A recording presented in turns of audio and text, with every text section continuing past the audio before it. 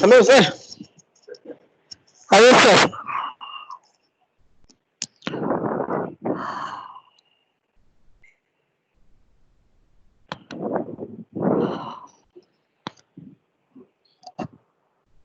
Hello, Indanath sir.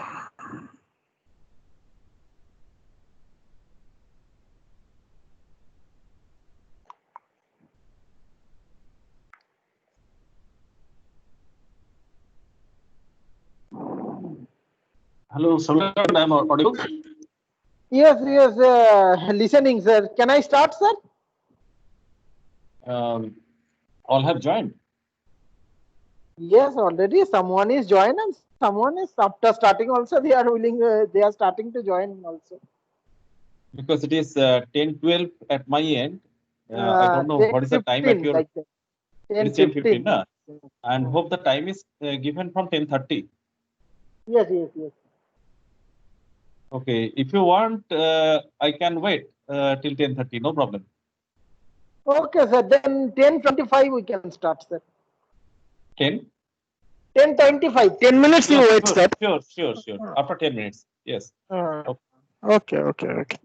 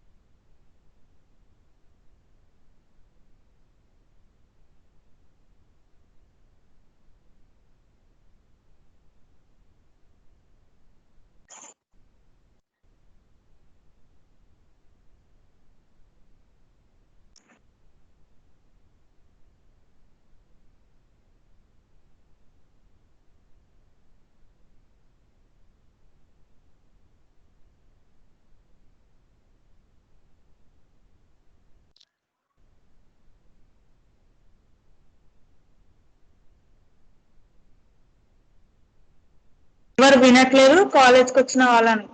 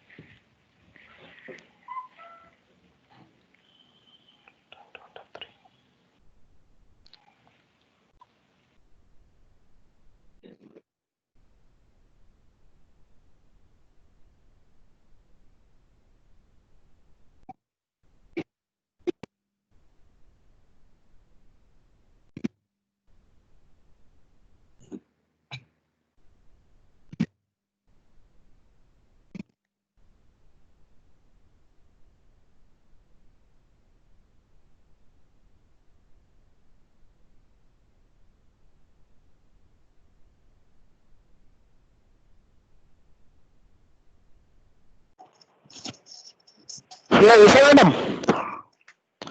Isha madam. Yes, sir, I'm ready. You can start, madam. On I the can start. Am I audible, sir? Yes, yes, you can audible, sir, madam. Okay. Okay, sir. Ilana, sir. Yes. Yeah. Good Sir, morning, we speaker. are starting, sir. Yeah. Good morning, speaker Dr. Indranath Sarkar, all participants, and my dear faculty friends. On behalf of Vignan Institute of Management and Technology for Women, we welcome you all to the fourth day of Faculty Development Program on Microstrip Patch Antennas. I am Usha Rani, working as an assistant professor in EC department. It is a great pleasure and honor to introduce today's speaker, Dr. Indranath Sarkar. He is presently working as an assistant professor in the Department of Electronics and Communication Engineering at JS College of Engineering, Kalyani, West Bengal. He has completed his PhD in radio frequency engineering in 2013 from University of Kalyani, West Bengal, and Masters of Engineering in Telecommunication Engineering from Jadavpur University in the year 2002, and Bachelor of Engineering in Electronics and Telecommunication Engineering from NIT Durgapur. His area of research is microstrip antennas, FSS, and artificial neural networks. He has 20 plus years of experience in teaching. He has been the editor of Springer Lecture Notes in Bioengineering entitled Advancements in Medical Electronics. And he also published 30 plus research papers in various reputed journals. Good morning, sir. Now I request you to take over the session. Yeah, good morning. Yeah, good morning. Welcome, sir.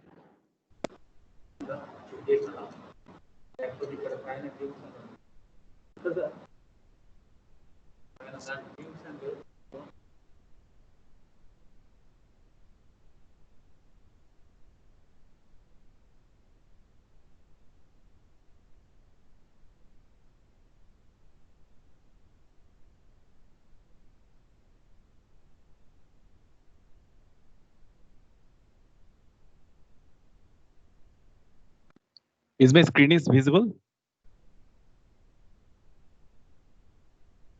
Visible, Hello? sir. Okay. It's visible. Yes, sir, visible, sir. Visible. Visible, sir.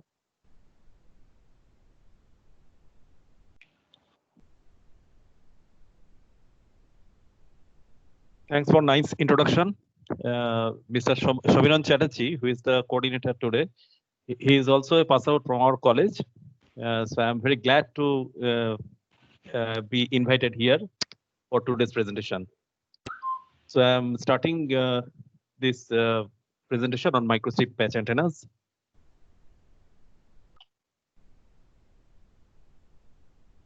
The points to be discussed today are the introduction part is there, research trends of microstrip antenna design part, and the recent investigations on microstrip antennas, which has been carried out in the laboratories.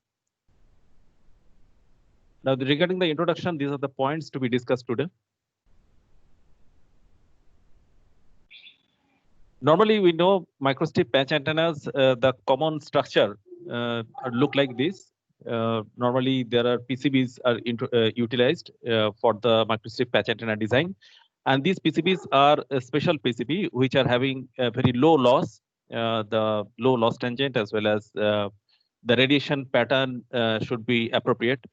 Such PCBs may be the glass epoxy PCB, which is available in the market, but the lossy factor is more.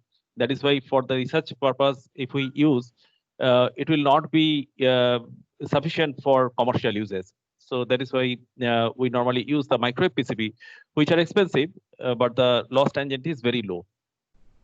So the front view and back view normally given in this way, it is shown. So this is the front view and this is the back view. Normally, microstrip patch antennas are having two number of ports, that is two number of lines. That is, one is the ground line, another is the main line. That is, the signal is fed to the patch.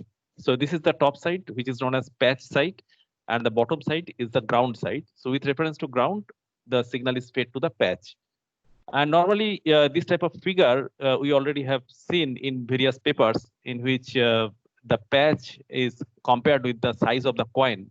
Since the patch antennas are of very small size, So that is why it has been compared with sometimes scales where it is showing that it is of millimeter length, and sometimes it is compared with the coins.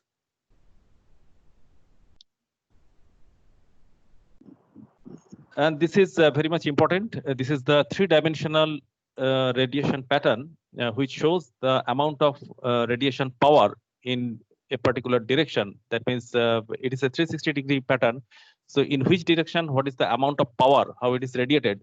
All these things are very much clear from the 3D radiation pattern. And from this, we are calculating various types of parameters for the antenna so that it will be applicable for commercial purpose.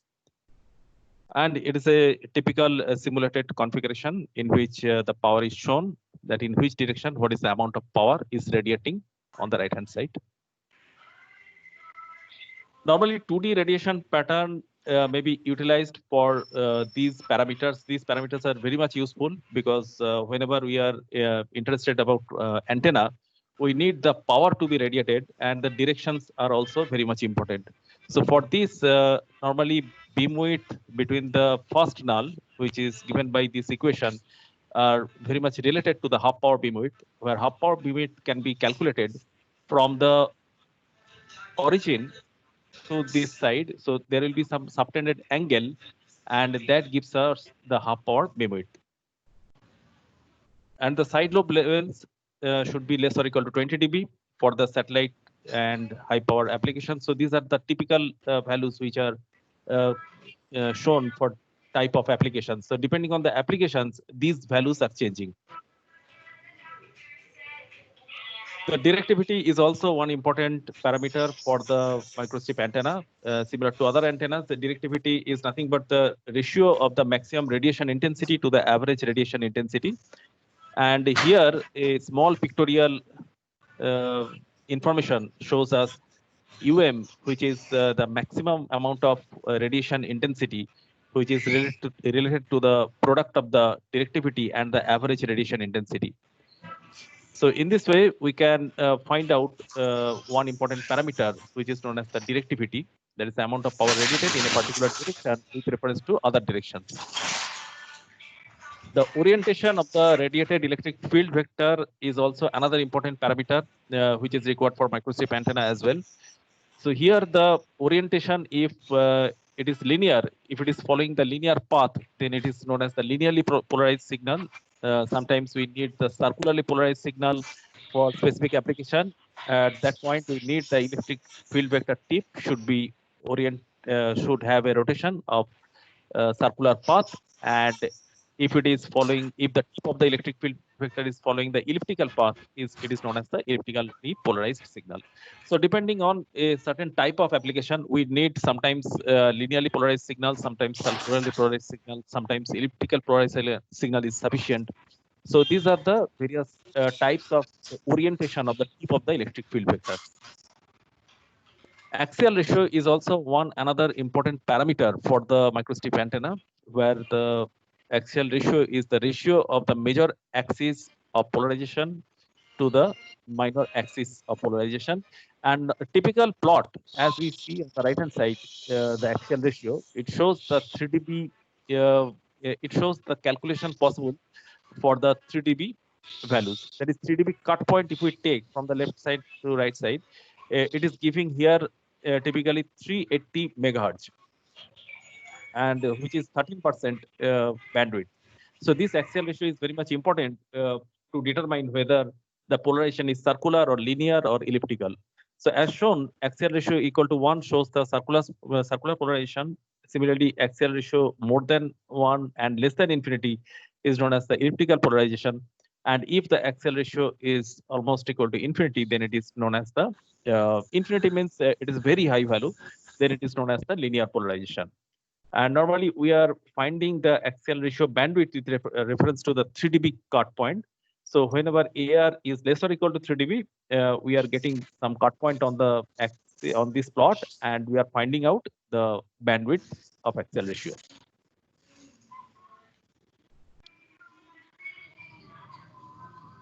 Now the point comes why microstrip antennas are important in today's research.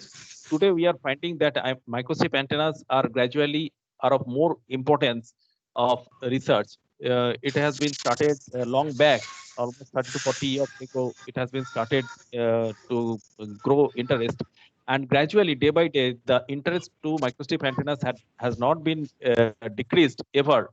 Many things has been fluctuated, but the interest in microstrip antenna are gradually growing, and still it is growing because the miniaturization devices. The devices using tools of hello. Hello. Hello? Background, there is lot of noise, sir. Not able to understand. I think someone has sir, unmuted yes, their sir. audio. Unmuted their audio, sir. Hello, Samiran. Hello, Samiran, sir. Yes, sir. Yes, sir. Sir, mute all the Yes, mic. sir, I am here. Mute.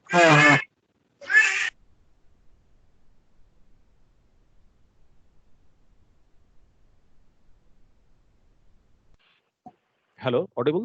Sir. Sir, audible, sir. Yeah, thank you. So microstrip antennas, why microstrip antennas is an important part of the discussion, which is requiring that why should we concentrate on microstrip antenna? Because it is gradually growing interest because of the miniaturization of the devices. Gradually devices are miniaturized, and that is why the components required for the implementation of those miniature devices are required to be small. And microstrip antennas are, as we already have shown, that it is compared with small coins, small millimeter scales. That is why microstrip antennas are always a small antenna, and thus microstrip antenna finds a great application in those miniaturized devices. So therefore, and it is based on the thin metallized patch, as we are constructing using the thin metallized patch on low loss grounded dielectric substrate. Now, what are the merits? These are the merits. That is the low cost and ease of manufacturing using printed circuit technology.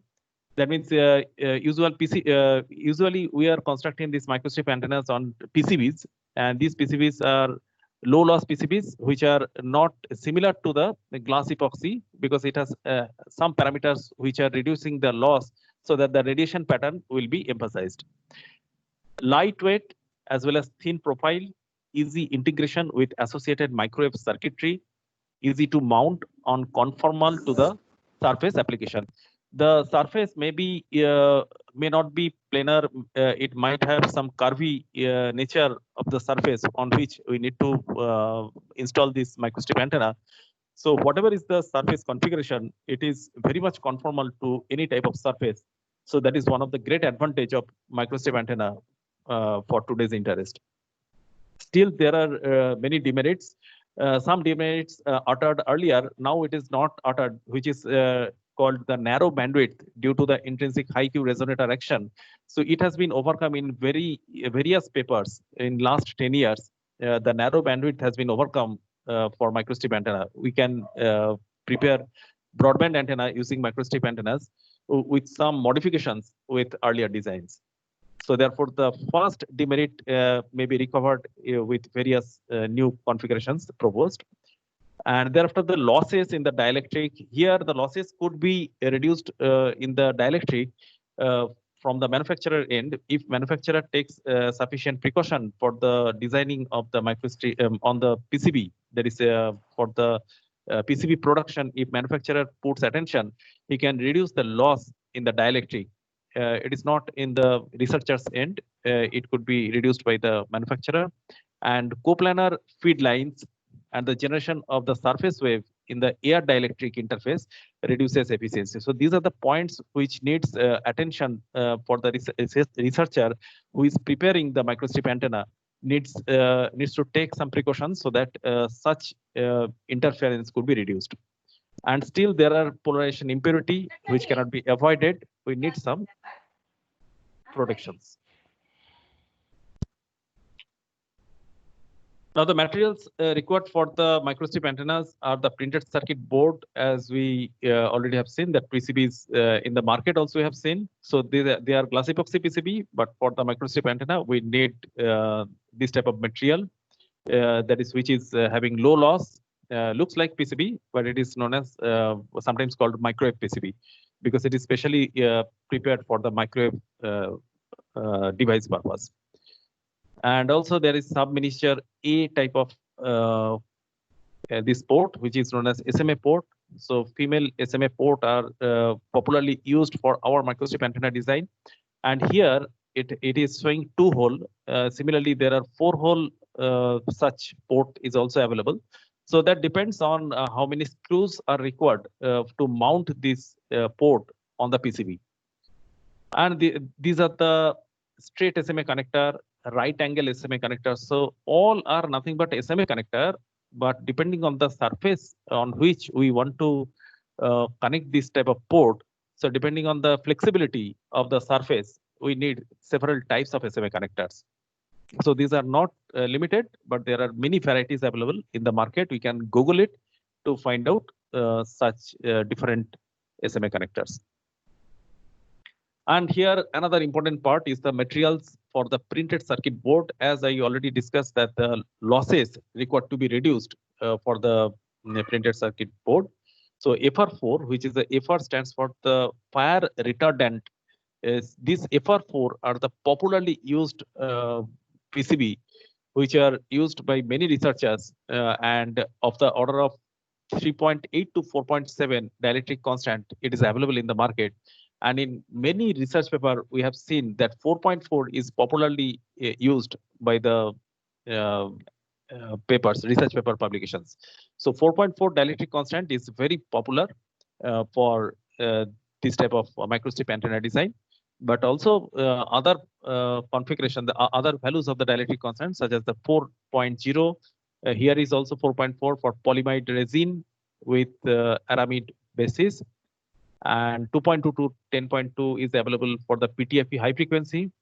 So PTFE is also another important substrate, which is also popularly used in various research papers, which is the high frequency laminates are used in PCBs that require the low dissipation factor DF and very stable dielectric constants.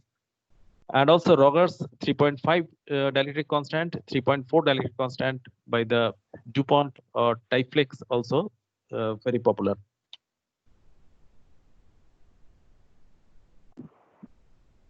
Now, regarding the applications of this microstrip antenna, there are many applications, out of which these are important, such as the mobile and satellite communication application, in which the circularly polarized radiation patterns are very much used.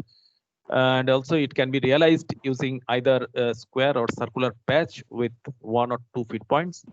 Also, global positioning system application nowadays, it has great use in case of all type of mobile devices, in which we see that the high permittivity substrate sintered material are utilized for the global positioning system. And these antennas are circularly polarized, very compact as well as expensive due to the positioning. There is also radio frequency identification application. So all these applications are made depending on the present day.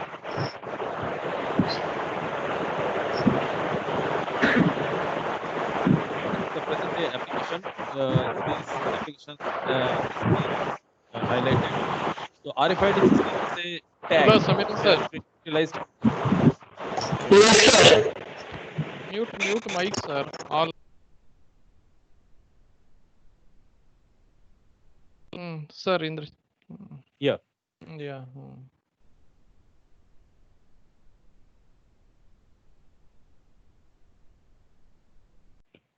Sir, your mic, sir. Sarkar, sir. Sir, Indran Sarkar, sir. Your mic. Yes. Yeah. No. Okay. So RFID tags are utilized in various products in the shopping mall. We already have seen, and these are very efficient system. RFID system is very efficient system compared to the normally utilized devices, which are used for finding out the products.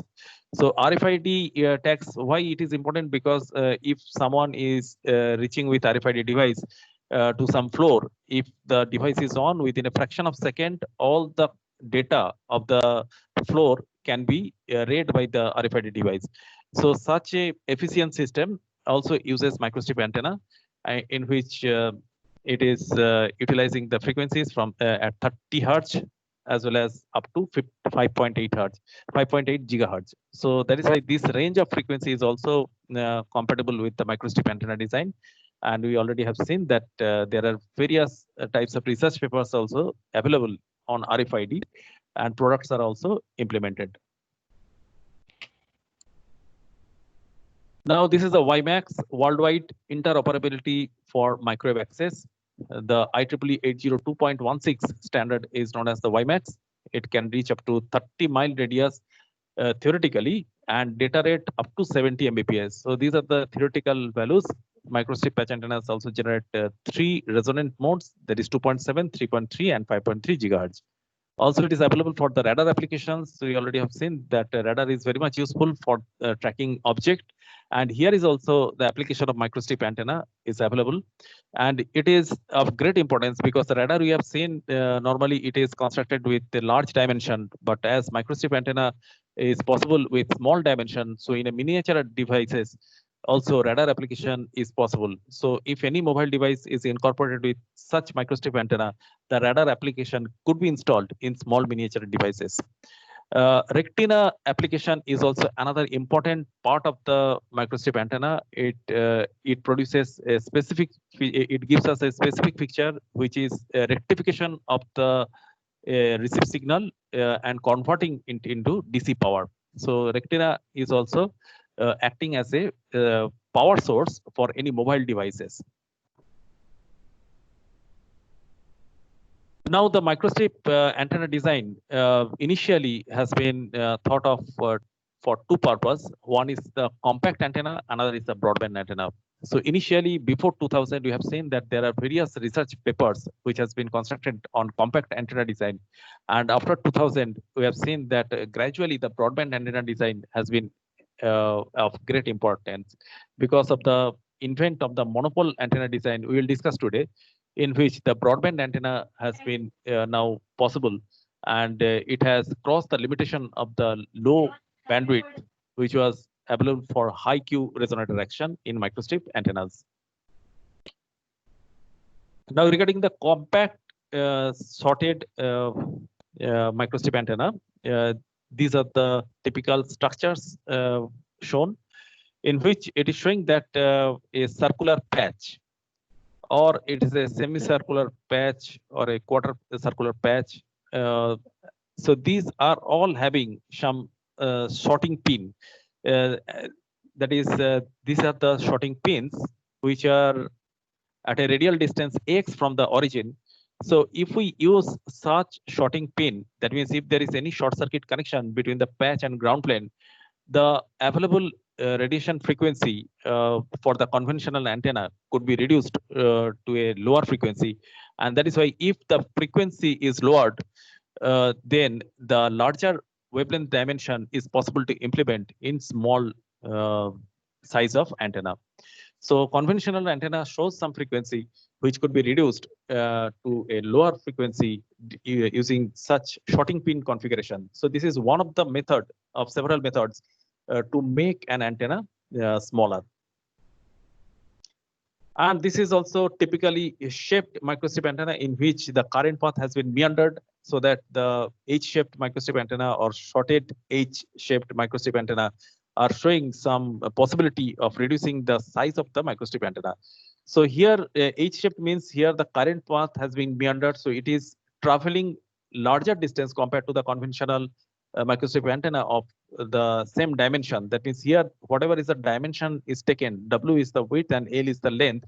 If we take the conventional rectangular shape, the length of the current, that is path length of the current, was something.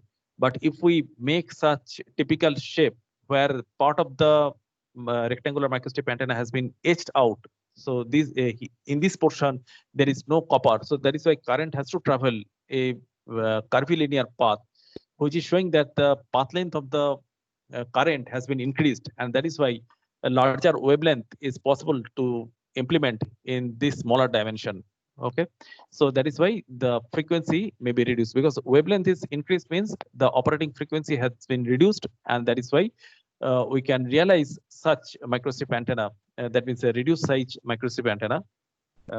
So this is one of the feature of reducing the size of the antenna. Now here it is the broadband gap coupled shorted rectangular microstrip antenna. So RMSA stands for rectangular microstrip antenna, where it is showing that a rectangular size was the conventional size of the microstrip antenna in which the gap is created. So on the left hand side, the feeding point is available, and on the right hand side, there is no feeding point, but it is a parasitic patch on the ground. So it is the patch side which is shown by two number of rectangles. On one side, if we see this point here, it is the feed point, and on the left hand side here it is the shorting part, and on the right hand side also here is the shorting part. So these are the shorting point which is effective to reduce the size of the microstrip antenna, as well as it is producing the broader bandwidth. So this gap, which is shown by S is the gap between two number of rectangular pairs. So if S is varied, the width bandwidth may be increased, so we can get broadband antenna. Normally, the definition of the broadband antenna is more than 10% of the bandwidth should be more than 10% with respect to the center frequency. And here is the typical presentation of a rectangular microstrip antenna with several slits created on the rectangular patch. So this is nothing but to increase the surface current path, and that will lead to the reduction of the resonant frequency, as we already have discussed. And this is a typical example where the feeding point is located here, and from this, when the current is traveling towards the end of the patch, it is traveling several curvilinear paths. But at the end, if we see, there is a small, there is a large rectangular slit which is present here. Sometimes this type of slit reduces the power which is required to be radiated. And one more thing we need to notice in such configuration, that the feeding point is on one side, not at the origin, but it is taken at one side. So therefore, the path length here, it is smaller at this end of the patch, but on the left hand side, the path length is larger. So where the path length is larger, it is responsible for reduced operating frequency. That is, the lowest resonant frequency is possible for the current which is traveling towards the left hand side of the patch. And if the current is, if we consider the current which is traveling towards the right side, and that will be responsible for higher resonating frequency. Also, there are several other paths through which the current is traveling. That is why, if sufficient amount of power is radiated in a particular side of the slit, then we are getting some resonating frequency. So everything depends on the required amount of power. We will discuss about the resonant frequency at the time of the results and observation. So here is also more examples of the gap coupled broadband circular patch microstrip antenna. So all these techniques are responsible for either bandwidth or the reduction of the patch size. So these are several types of similar microstrip antennas with different features. And here it is a stacked broadband circular patch microstrip antenna. So here is also the bandwidth may be increased. So stacked means several number of dielectric material which has been stacked so that the bandwidth could be increased. And here is the aperture coupled broadband circular polarization microstrip antenna. So here many features has been introduced. So aperture has been coupled. So there are two number of aperture which are coupled so that the amount of radiation may reach the bandwidth to be larger. That will reach more than 10% of center frequency bandwidth, as well as it is producing circular polarization. So therefore, all these features could be introduced with such microstrip antennas. Now, regarding the recent investigations on microstrip patch antennas, we will discuss these points now. So first is antenna size reduction. So there are some typical results which has been found in the laboratory that depends on the antenna size reduction, parametric study of the absolute gain, as well as rectangular slot antennas, broadband monopole antennas, how we have designed the monopole antenna, as well as their radiation pattern, return loss, parametric studies on absolute gain, ultra wideband feature, how it has been incorporated in the microstrip antenna, as well as the monopole microstrip antenna design for ultra wideband characteristics, parametric studies, microstrip antenna design with study of the effect of the substrate. So that is also typical study we have carried out, that effect of substrate may influence the impedance bandwidth. Therefore, and finally, the graphical analysis of the impedance bandwidth due to the substrate to patch area ratio. So here is the typical equations which is normally used for reduction of the size of the microstrip antenna. That is, if we need to reduce the size of the microstrip antenna, we need to reduce the operating frequency. And for that purpose, these equations are very much effective. So LE stands for the effective length, and delta L is the small increase of the length of the microstrip antenna.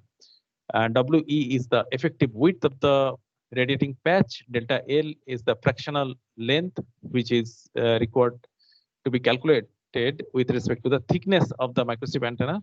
That means microstrip antenna is fabricated on a PCB. The PCB is might having some height, so that height is represented by this small h, and the effective dielectric constant is epsilon e. So here is the typical relation between the resonating frequency and all these parameters at the bottom. And the effective dielectric constant, as we discussed, here is the equation. Epsilon e is the effective dielectric constant, and W is stands for the width of the microstrip antenna.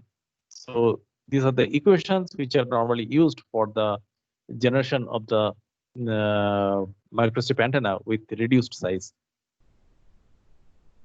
So these are typical equations. I'm not going to discuss all these equations here, but I am showing that these are typical calculations which may be made for the microstrip antenna with reduced size. That is, size reduction is required if required. So these equations are effectively used.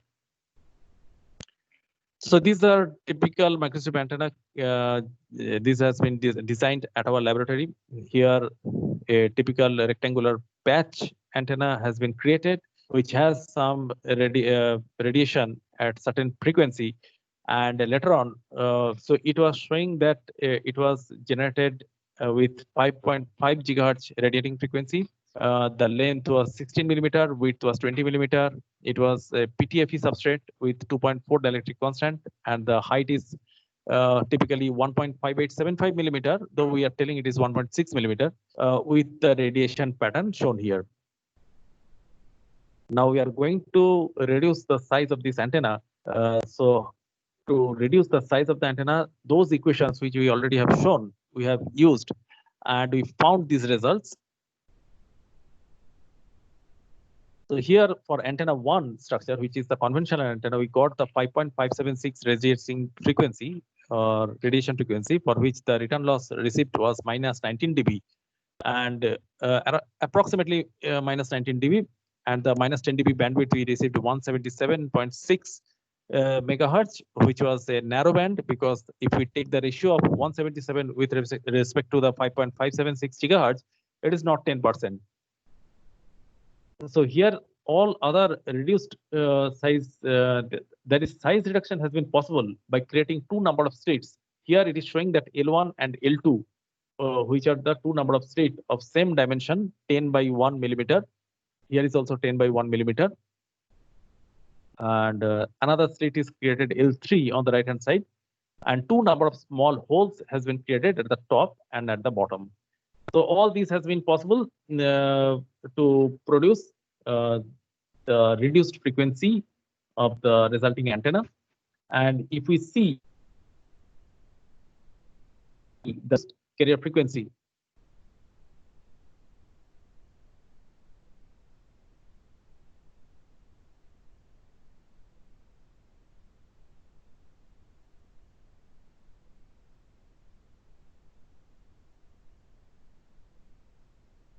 hello. Hello. Is it audible? Yeah, audible, sir. Audible, sir. Audible. Here, the frequency has been reduced by creating the slits in the radiating patch and the small circular holes which are present at the top and bottom, which are sufficient to give us the improved return loss. Because if we do not create this small circular hole, we cannot get sufficient amount of return loss.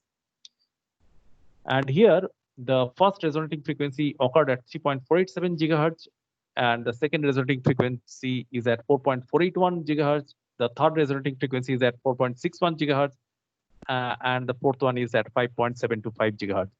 So all these resonating frequencies created due to the presence of such rectangular slits. And also, if we see the frequency ratio, which is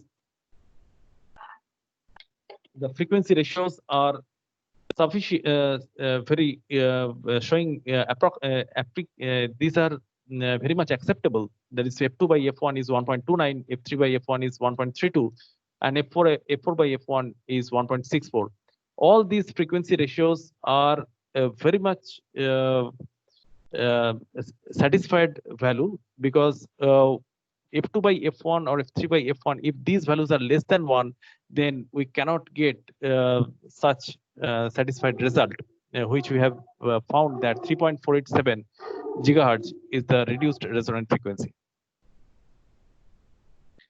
And these are the typical radiation pattern which has been found from the same microstrip antenna. That is 3.487 shows the power which is created due to the slit. That means this is the power distribution of the current which is propagating in the microstrip antenna. So here at the end, at the edge of the slit, we are finding sufficient amount of current which is producing the power for the radiation of the signal. Similarly, for 4.481, a dense power which is observed at the edge of the slits. Similarly, at 5.725 also we are finding. So more is the density of the current, we are getting the reddish part of the current path length. And here is the parametric study of the microstrip antenna, where we are finding that L1, L2, L3, all these three dimensions, and which has been studied separately. So L1 studied here with 0 millimeter, 3 millimeter, 7 and 10 millimeter at the top to find out several values of the return loss. And for the middle one, it is for L2, and the lower one for L3. So such different studies has been carried out to compare which value of L1, L2 or L3 is good for reducing the frequency of the microstrip antenna. And on the right hand side, we are seeing that absolute gain which has been plotted with respect to the frequency.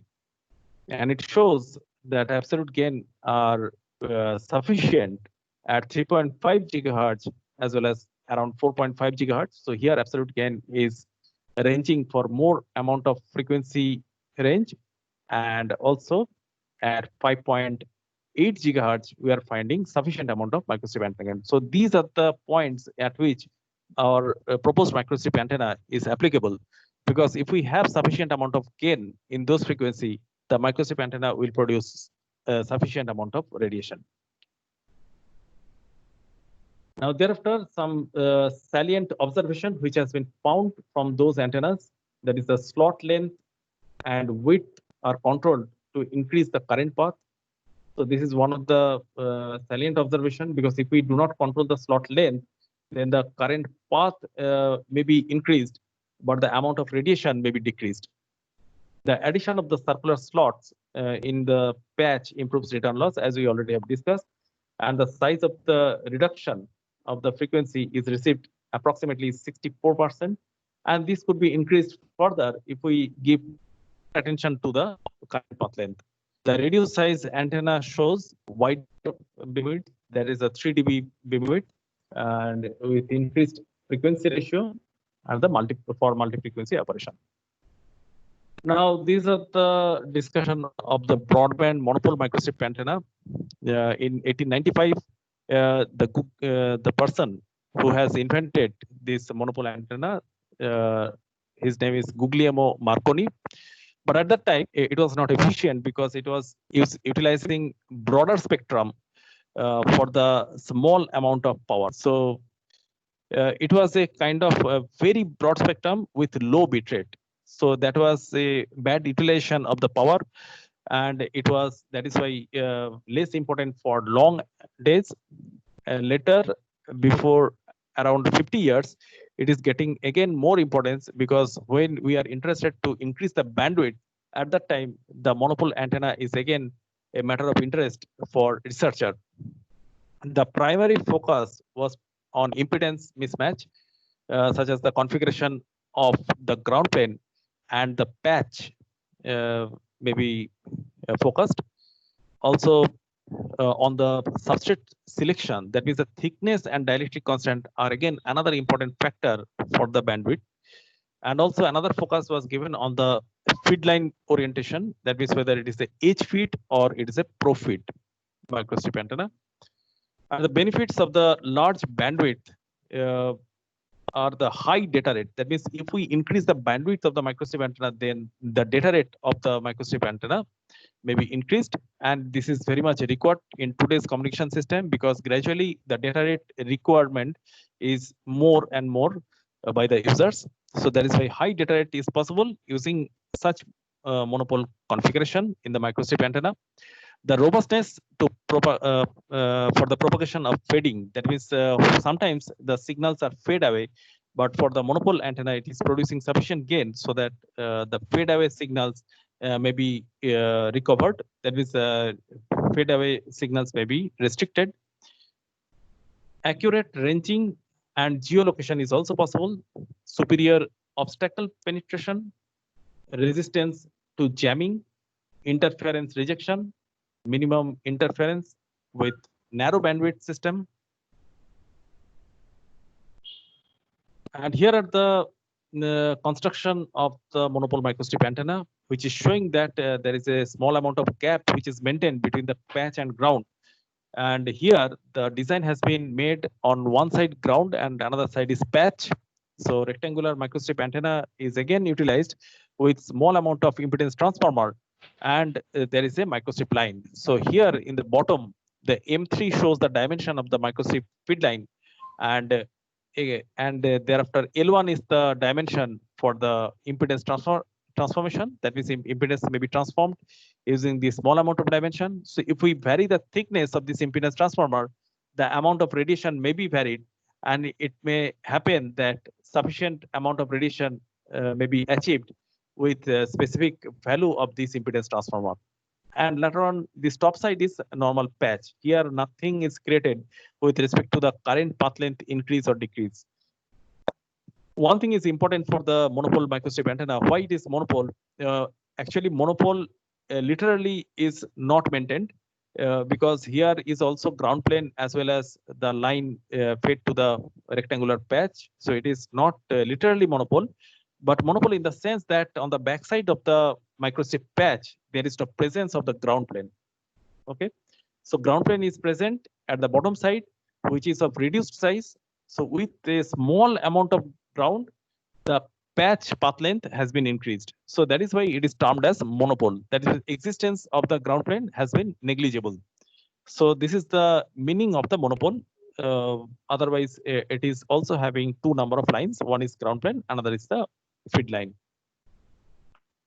And here, several dimensions, that means the width of the patch, length of the patch, as well as L1, M1, all these dimensions are written here for the construction of this monopole microstrip antenna, which shows that the bandwidth obtained, the minus 10 dB return loss cut started from this point, which is approximately 4.19 gigahertz, up to 7.36 gigahertz, we got the minus 10 dB return loss. So therefore, it is a wider bandwidth, and here we have noticed that it is 54.9% bandwidth with reference to the average frequency between 4.19 and 7.36, because if we take the average of these two frequency, we can get the center frequency, with respect to which we got 54.9% bandwidth. So therefore bandwidth here calculated 3.17, and if we take the ratio of this bandwidth and the center frequency, we get the percentage is 54.9. On the other hand, we can say that the center frequency, if multiplied with 54.9, we can get the bandwidth is 3.17 gigahertz. And the lowest return loss obtained is minus 28 dB. Similarly, for 2.43 gigahertz bandwidth, we got the lower cut is at 8.695 gigahertz and the upper cut is at 11.125 gigahertz. So there is also another range of frequency for which we got this wider bandwidth, and that is 24.52%. So therefore, dual frequency application is achieved using such monopole microstrip antenna design. And now this is a typical surface current distribution for the microstrip antenna, which is discussed. So here, the monopole microstrip antenna is showing that the current path length, which is propagating through the impedance transformer to the microstrip patch, which is showing that sufficient amount of power is distributed towards the edge of the microstrip patch, that is at the bottom, and at this side, sufficient amount of power is distributed, so which is responsible for the radiation, as well as in the ground plane also we are finding the amount of power is considerable at the top edge of this ground plane. So there are two frequencies shown. One is at 7.28 gigahertz, another is at 10.54 gigahertz. And these are the typical radiation pattern, which is shown for the monopole microstrip antenna at 6.01 gigahertz and at 10.6 gigahertz. And here the observations are the good agreement between the simulation and measured radiation pattern. As we already have seen, the return losses also shows very good agreement with the theoretical study, though it is not exactly similar because of some losses which are incurred in the microstrip patch antenna. That is why it is not exactly similar, but it is showing some good agreement. And the minus 3 dB beam width is obtained around 90 degree at 6.01 gigahertz, as well as 85 degree at 10.6 gigahertz, so which are also sufficient for a broadband microstrip antenna. Now, this is the parametric study of the and the absolute gain of the monopole microstrip antenna. Return losses are shown on the left hand side, and the corresponding microstrip patch antenna, which is monopole microstrip antenna, shown on the right hand side. Several parametric studies has been carried out depending on some configurations such as M5 and M2. As shown, M5 is the gap between the ground plane and the bottom edge of the radiating patch, and M2 is the width of the impedance transformer.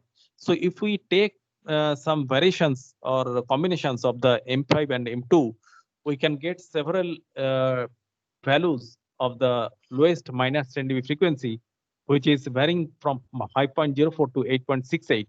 So therefore, we should go for the lowest frequency, which is 5.04, with M5 equal to 1 millimeter and M2 equal to 2 millimeter.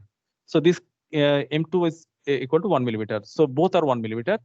So here one thing is notable, that the gap between the bottom side of the radiating patch and the top side of the ground patch and ground plane, this distance should be reduced. Otherwise, we cannot get sufficient amount of reduction in the lowest frequency. And also we need to be we need to be careful about the percentage of bandwidth, which is received 39.14% at the top side, and gradually it is falling.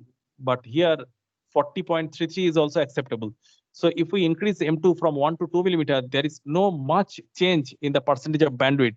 But if we go for M2 equal to 3 millimeter, the observation shows that the bandwidth, that means percentage of bandwidth, has been reduced to almost half, 23 gigahertz. So this is one main thing to note here. And another thing is that similar 40 gigahertz bandwidth is also available here. 42.4% of bandwidth we have received with increased M5 and increased M2. But the problem is that the center frequency, or the lowest operating frequency, has been increased by 2.81 gigahertz, because earlier we have received 5.04 gigahertz. Now it has been increased to 7.81 gigahertz. So these are the points we need to be careful whenever we are designing microstrip antenna for broadband applications. Now here are the observations on the broadband antenna design. Monopole antenna dimensions are optimized to achieve the broadband operation. So here for last 10 to 15 years, this is of great importance. This research is of great importance because the bandwidth is possible to increase for microstrip antenna with such monopole configuration. Smaller value of the gap between the radiating patch edge and the ground plane reduces the first resonating frequency but increases the frequency ratio. Adjustment of width of the connecting impedance transformer between patch and the microstrip feed line frequency ratios have been reduced, and closer frequency and closer resonating modes may widen the operating bandwidth.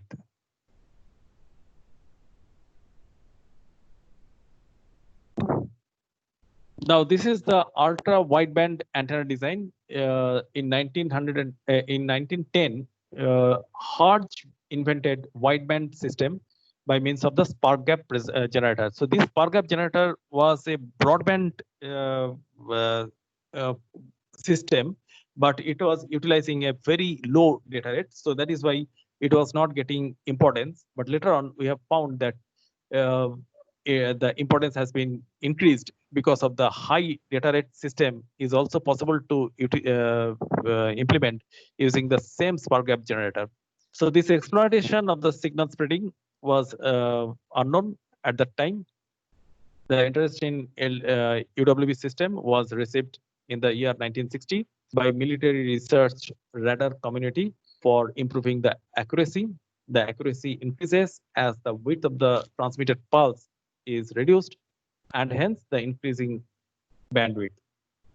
The problem of multiple access interface of unsynchronized users remained and unsolved by time hopping impulse radio in the early 1990s, and it was made by Wynn and Scholz.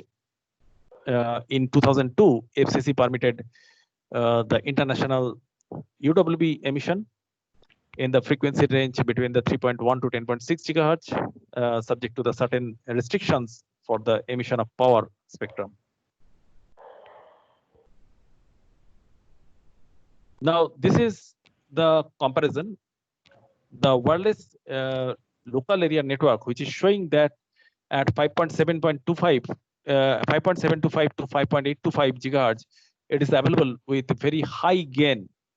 And the ultra wideband range of frequency starting from 3.1 to 10.6 gigahertz is encompassing this wireless LAN frequency, but still it is not objectionable because of the dot lines shows that the amount of power radiated by the ultra wideband system is very small compared to the wireless LAN microstrip antennas or wireless LAN systems. So that is why if at the same area wireless LAN is available, such ultra wideband application is also acceptable to increase the data rate.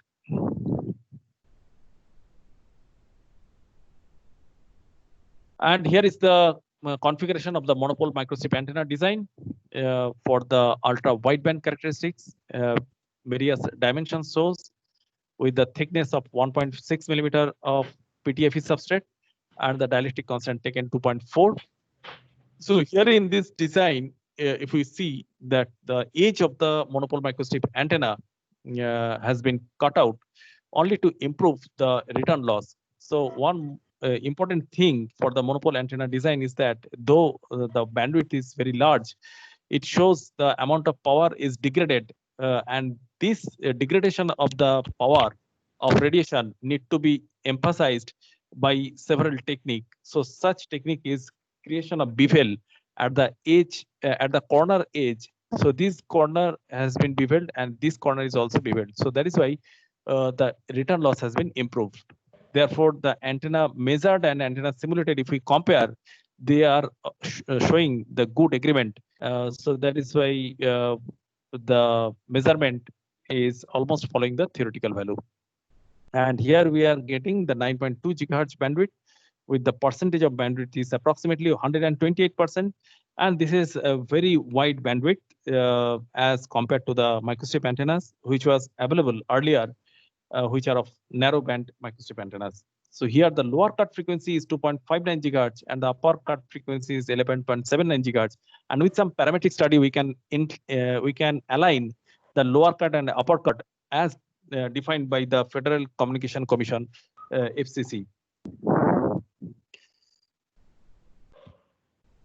Now, the corresponding radiation shows by these surface current distributions of the microstrip antenna, and the density of the power is also shown. Now, one thing to note here is that we have utilized this small rectangular strip. This is not the patch. We cannot say this small rectangular narrow strip, though here it is not small, it is larger compared to the rectangular patch, but the thickness, the width is small. That is why you are telling it is a narrow rectangular strip. And at the bottom of this strip, at this point, there is a shorting pin which is connecting the ground. And this is of great importance to reduce the lower resonating frequency. That means the around 2.59 gigahertz, the resonating frequency received. This is responsible only due to this narrow rectangular strip, which is prepared here. And also the gap between the strip and the rectangular patch requires sufficient amount of gap. Otherwise, the bandwidth as well as the return loss will not be acceptable.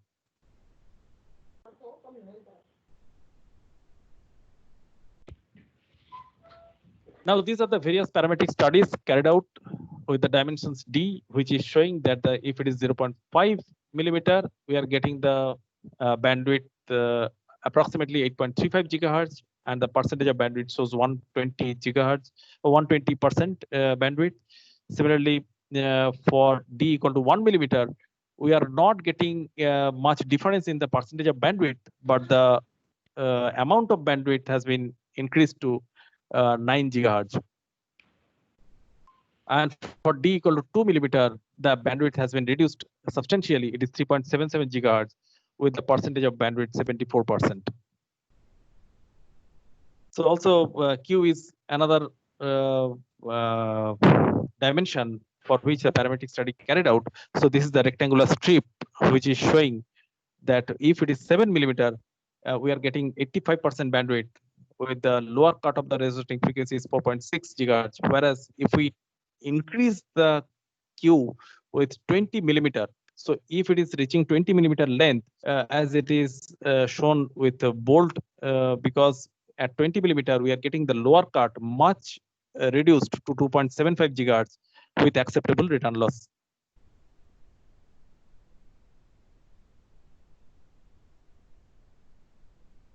And also several parametric studies carried out here. This is the radiation pattern with 5.57 and 10.7 gigahertz. And these are the typical observations found in case of ultra wideband antenna design, in which we found that return loss of upper cutoff frequency in UWB is greatly depending on the small gap between the radiating patches and ground plane. Increase in ground patch gap may improve impedance bandwidth in higher frequency at the cost of poor return loss in UWB frequency range. The return loss of resonating mode is controlled by the dimensions of two corner cut bevels. So this is one of the important feature which has been incorporated in this microstrip antenna, that means in this monopole antenna, that is creation of the bevel. Without this bevel, we may not get the sufficient amount of return loss.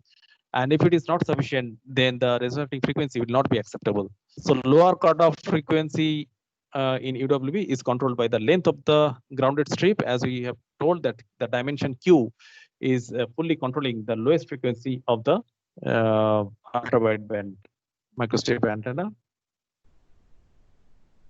And all the measurements show good agreement with the simulation result. We already have compared the simulation result with the fabricated microstrip antenna when it has been measured.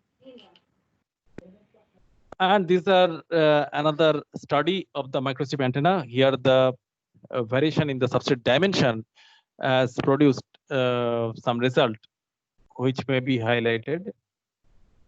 So many dimensions are shown, but if we see the characteristics, now it is clear that the theoretical study and practical study are very much related.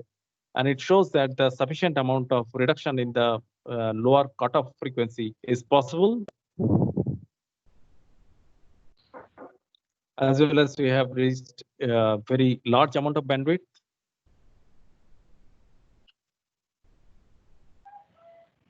And these are typical surface current distributions. And these are typical data.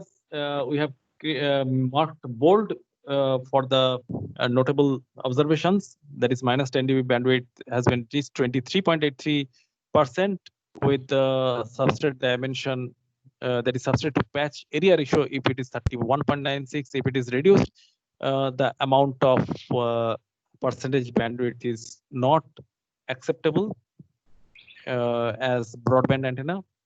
So there are several configurations of the antenna 1 and 2 has been studied to find out whether it is a broadband antenna or increased bandwidth antenna. And some graphical characteristics has been plotted. Here the substrate area to patch area ratio was compared with the maximum minus 10 dB bandwidth, and is showing that it is gradually falling with respect to the patch ratio. That means more is substrate area to patch ratio, we are getting a reduced percentage of 10 dB bandwidth. So it is showing a very linear relation between them.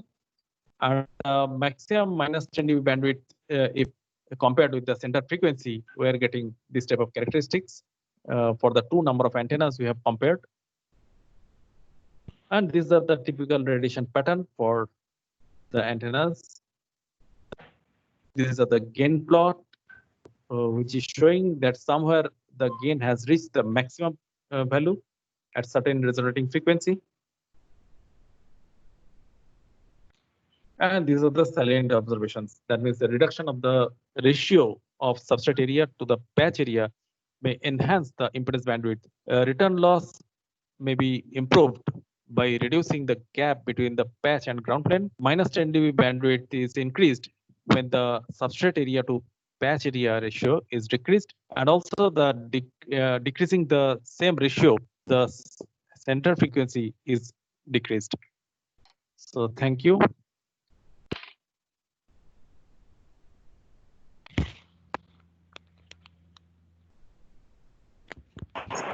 Thank you, sir. If any participant he can pose that questions. If any participant have any questions.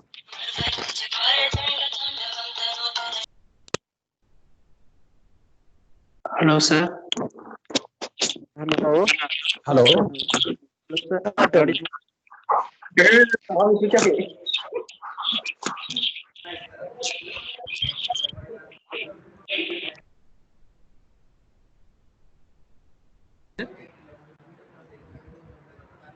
Hello.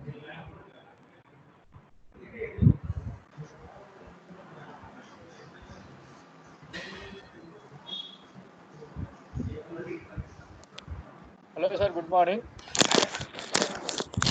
Hello, sir. Good morning. Hello. Hello. Hi, Can I speak, sir? ask the questions, sir. Yes, you can speak, sir. Sir, can I ask, sir? Yes, you can ask, sir. Yes, you can ask. Good morning, sir. Good morning. Thank you. You explained very excellently, sir. Really, we are happy. And I want actually CPW structures. I designed multi-frequency antenna, sir. Sir, for multi-band operation, we should get all gains are in positive or negative, sir, because some getting negative, some getting positive. Hello? Hello? Sir, your mic is muted. Sir, your mic muted. Yes. The gain depends on the scale. If you take typical scale, it could be negative, but normally gain is positive. For all frequencies, you should get positive, sir. Yes, if you take the gain in decibel or like that, it could come negative, but normally Decibels, the gain is positive. that is true, but I should get all positive. Okay, sir. But thing is that Thank you, for thank which frequency range you are interested, that is one thing. For that, okay, sir. For that, okay, but other frequency sides, I'm getting negative, sir. That is the problem. Okay. Which software you are How? utilizing? FR4, sir. FR4. Substrate. Okay. FR4. And the simulation FR4. carried out? HFSS. HFSS. HF. Okay. Yes, sir. You need to check the particular configurations because in HFSS several settings are there. So please check those settings if okay or not. And one thing I observed, sir, if I change radiation box dimensions, Okay. If I change the radiation box dimensions, I will get little improvements, sir. But not in all. Sure. Not in all. Yes. Yes, that might happen. Actually, I'm telling that sometimes the idea of the microstrip antenna is taken wrongly. That is, whatever cut we are making, we are expecting that we are getting some good result. Sometimes it happens. So at that time, I think that some literature survey should be carried out by everyone before going to design, because otherwise, what will happen? It will consume time, and today time is important. If we go for a typical cart, we need to be careful whether it has been earlier observed or not. Okay, there are many good review papers are there. If you go through those review papers, it will give those ideas that whether the particular card will give you sufficient amount of bandwidth or not, whether the range of frequency for which you are interested, uh, it is possible or not. So if those things you take in consideration, then if you go for further card, then you will have this knowledge that whether the card will be appropriate or not. Like that. Okay, sir. Thank you. Thank you. Nice talking with you, sir. Sir, I have a Sir, one next question is there. Hello, Sir, I have sir. a question. Sir, what is the difference between broadband and ultra wideband antenna? Yeah, that's a nice question. Broadband antenna and ultra wideband antenna are nothing but I can tell one is parent, another is son. Like that, broadband antenna is defined as the ratio. That is the percentage of the bandwidth with respect to the center frequency. If it is more than 10%, then it is known as broadband antenna. That is the earlier definition of broadband antenna. And the ultra wideband antenna was given by FCC. That is the Federal Commission. They have defined that 3.1 to 10.6 gigahertz is the ultra wideband antenna. And it was designed because of the high data rate which is required by present day communication system. That is why ultra wideband definition was very much important, because earlier broadband antenna has reached certain level of research in which the collision of those bandwidth with the existing commercial frequencies was happening. To reduce such clash, this definition of the ultra wideband was defined by FCC. And sir, another one question. Can the partial ground and defective ground give high bandwidth? Yes, surely. Surely, a partial ground means sometimes monopole antenna is considered as partial ground. Actually, the definition is that the ground plane is reduced. So monopole is literally not implemented here. Monopole means what we are thinking, that only one line is possible, another reference plane is absent. This is not like that. the ground plane is present, but the length of the ground plane has been reduced. So that is why you are telling it is monopole. That is, existence of ground plane has been diminished. So that is sometimes called partially ground plane. And for the defective ground plane, it has some typical structure. If you go through the papers of Dr. Debatosh Guha, he has done extensive research on this defective ground plane. I am again repeating, Dr. Debatosh Guha of Calcutta University. If you go for the paper with Dr. Debatosh Guha written, you will have extensive idea on this defective ground plane. Sir, I have a question, sir. Ask, sir.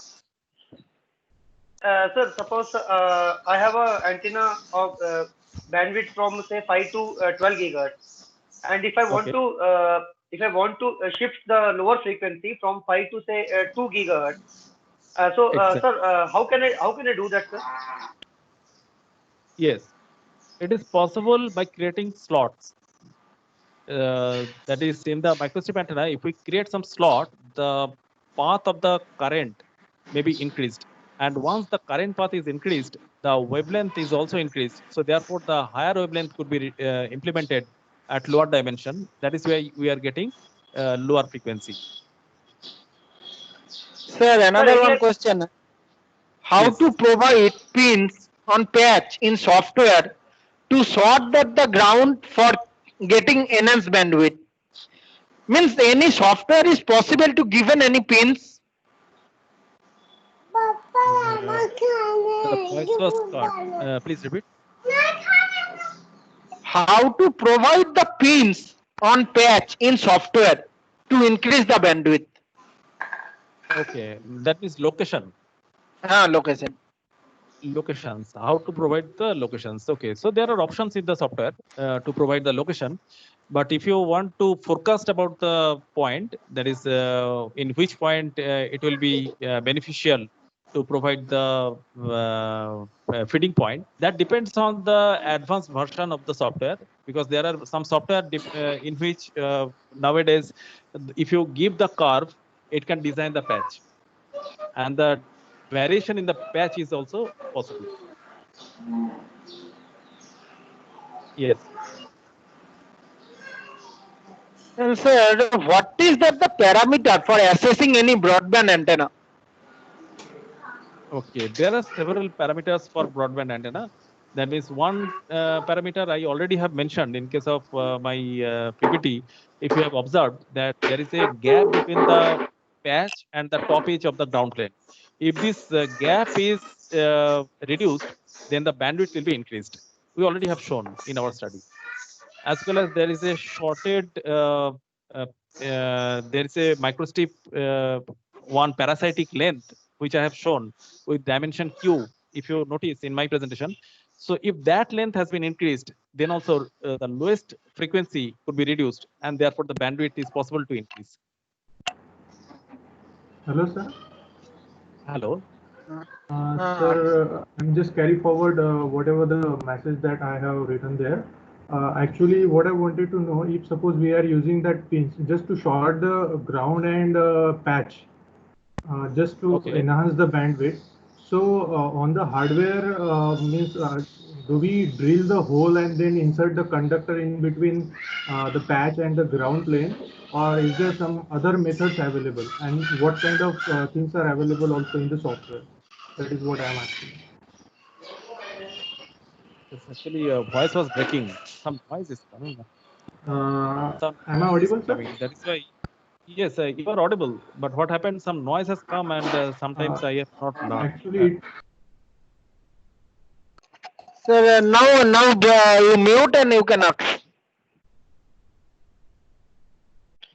Sir, now you mute. Tapan sir. Okay. Mute Yes, and you ask that. Sir, my question is suppose we wanted to enhance the bandwidth, and for that we can, let's say, shorted the patch and ground by using the pins. Okay, so on the hardware, means once we have fabricated our patch antenna design, so how can we provide these pins just to short the patch and the ground? Is it just by drilling the hole and inserting conductor in between this two, or something else? Yes, as I understood that shorting pin, the technique of shorting pin you are asking. Yes, How sir, to yes. use the shorting pin. Yes, Yes, technique for both shorting on the pin. hardware and the in software. Yes. Yes, with a layman idea, what you have told, it is okay. If we drill it and with some certain amount of conductor, if we insert and on the both side, if we shoulder, then it may provide, but it will give substantial amount of losses. The losses which is providing by this technique may not be sufficient for commercial application of microstrip antenna. So that is why what we go for, we are going for a typical technique known as PTH technique in PCB design. PTH stands for plate through hole.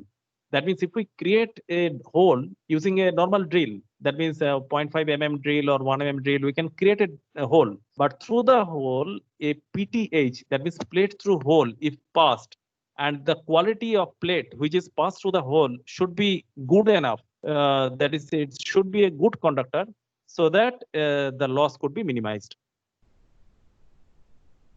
You got my point. There is PCB sir, design technique has some plate through hole technique. If you search in Google PTH technique in PCB design, you will have this idea. And what my suggestion is that this PTH is possible by any vendor can give you PTH, but you have to go for those PTH which is giving low loss PTH connection, because vendors are very much familiar with the production in which low frequency constructions are there in our area, but high frequency are having low demand. That is why they are not sometimes careful about the quality of the conductor which is passing through the PTH. So that is why we need a quality conductor to be passed through.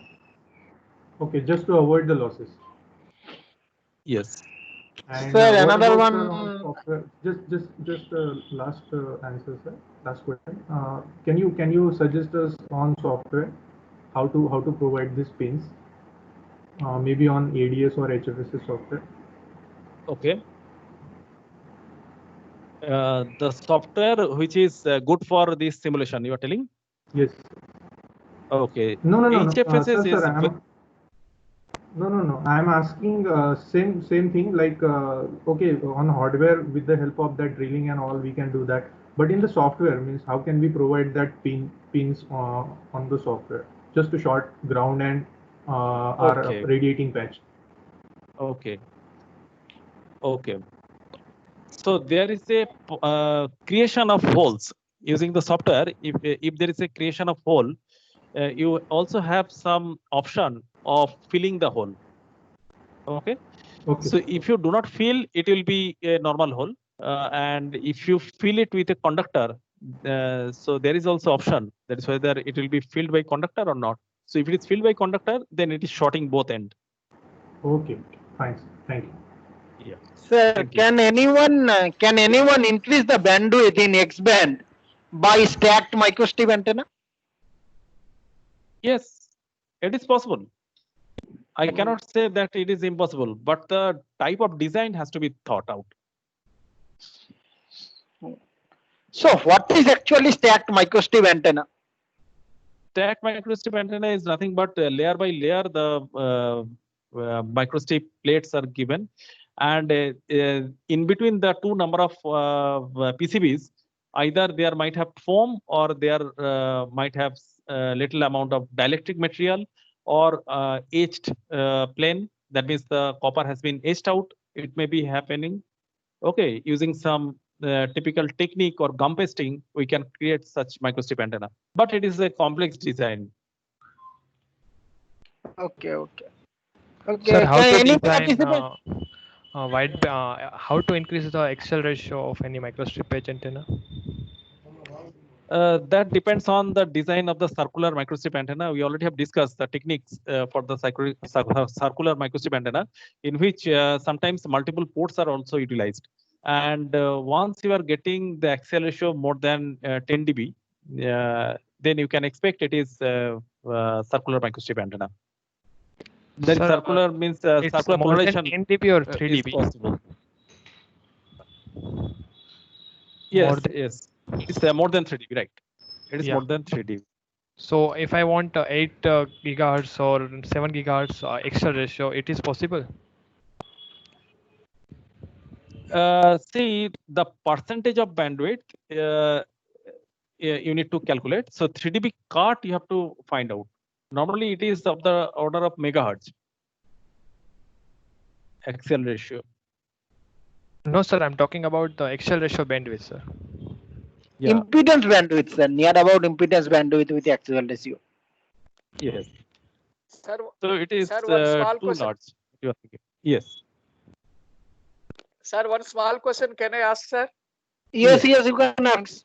Continue. Sir, we are considering impedance bandwidth, no, sir. From bandwidth calculation, we are considering only impedance bandwidth. Why don't we consider from VSWR characteristic also, sir? It is.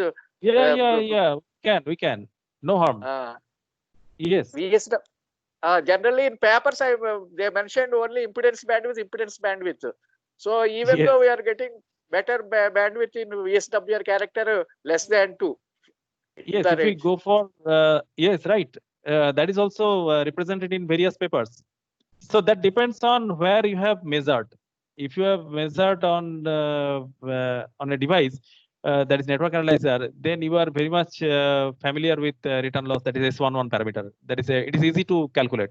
Also, you can calculate such impedance bandwidth from the impedance characteristics as well. That is where the RZ characteristics I am telling. Because this impedance bandwidth, that is a resonating frequency, to study the resonance frequency, there are several parameters, not only Z parameters, Y parameters is also available.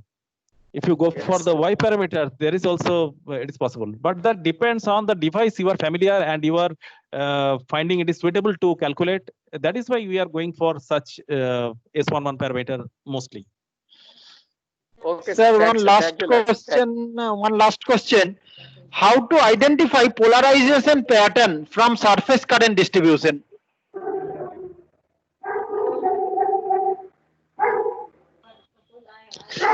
Normally, that is a visual observation. So better if we go for the mathematical value, then a numerical value, then it will be more effective. Okay, sir. Thank you. Thank you. Sorry, sir, one more question from me, sir. Yes. Sir, myself, I am M. Krishna Chandakeshwara from Vigyan University, sir, and it's a really wonderful session. And here I have a small doubt, sir. Generally, for most of, sir, am I audible? Yes, audible. Yes, sir. Generally, for most of the applications, we need a narrow bandwidth only. For example, if you go for the applications like WLAN, so the frequency bands around 2.4 to 2.4 to 2.44, and if it is a 5 gigahertz band, the frequency channel spacing is only with 20 megahertz only. So in most of the papers for these specific applications, they are telling narrow bands are sufficient, and what is the need of going for a wider bandwidths and all.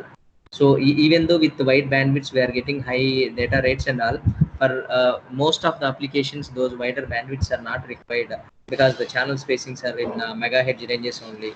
Then in that particular scenario, what is the need of going for these ultra wideband antennas? Right. You have uttered the problem nicely. That is an excellent question. What you have asked, that why should we go for ultra wideband? There are various narrowband applications are also there. So that depends on the specific reason for which you are interested about designing the antenna. Suppose you are interested for the narrowband antenna design. At that time, why should you go for the ultra wideband antenna design? So that depends on the specific application you are getting the job. That is, you want this much frequency for which you are interested, and you are going for such antenna design. But what happened for ultra wideband frequency definition, that is given by 3.81 to 10.6 gigahertz, it was given only to allow high data rate. That means when the high data rate is required, if you see the width of the pulse is narrower, means the range of the frequency of its spectrum is much wider. So that type of wider spectrum to accommodate narrowband antenna is insufficient. So whenever you are going for such wider bandwidth, that is ultra wideband communication. So at that time, we need such thing. And now if you ask about the data rate, that is WLAN is also providing a broadband. So why should we go for ultra wideband? So that is also another question. And for this answer is that you sometimes you need lower amount of power to be radiated. So when you have restrictions on power, at that time you can increase your bandwidth. And if you have a very high power transmission, such as in case of WLAN, you can reduce the bandwidth. Okay, so that is why I have mentioned the two different situations. One is the amount of power, and another is the amount of bandwidth. Because the gain bandwidth, the product is constant. Thank you, sir. Thank you all the participants for that wonderful session by Dr. Indranath Sarkar. And he is my teacher also, and I know a lot of things from that sir. First, I learned that the microstrip antenna design from that the Indranath Sarkar sir, and that time one of my guide, that also sir guide and my guide, he is now not in that the world. That is Dr. Santosh Kumar Chaudhary. He is that the top 10 scientist of India up to that 2000. After that, sir is not continue that work. But we are continue that shared work up to a little bit. We are not that much of good progress of like that, sir. But we are trying to produce some work based on that, sir. And myself, Indranath Sarkar, and lots of students are there, sir. We are working, and we are thankful to that the Dr. Santosh Kumar Chaudhary, who is already late in that the last 6 months before. And also thankful to that my teacher, Dr. Indranath Sarkar, for this wonderful session. And we learned, we gain a lot of things for that session. And also thankful to that the Vignan management and our respected HOD, Dr. Vijay Kumar Urkude, and also our colleagues and all that the department faculty for this event, wonderful success. Thank you all the participants. And again, tomorrow that will be 2 speakers are there.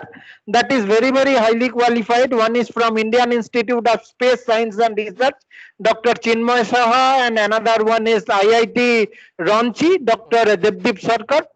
So all the participants, I requested that tomorrow session can be started 15 minutes earlier in 10:15 a.m. And we learn a lot of things from that 2 session of that bazaar, because especially Chinmay Saha is design various types of antennas with that IEEE, ITFS, and he is also that the coordinator of IEEE chapter, microwave chapter for various Kerala, Kolkata, and everything. He is also that faculty. So better all the participants, I request to join 15 minutes earlier for that wonderful session tomorrow. Today also wonderful session, but tomorrow lots of practical knowledge about how to design, because he is that working in the space science and technology, especially for designing an antenna in the Department of Space. So we know about how in the space antenna we are designed through that his lecture. So thank you one and all to that the participant for today's session is completed. Again, tomorrow we are joined by 10:15. And thank you to all the participants, especially to Indranath Sarkar sir for wonderful session. Thank you. Thank you very much. Thank you. Thank you, sir.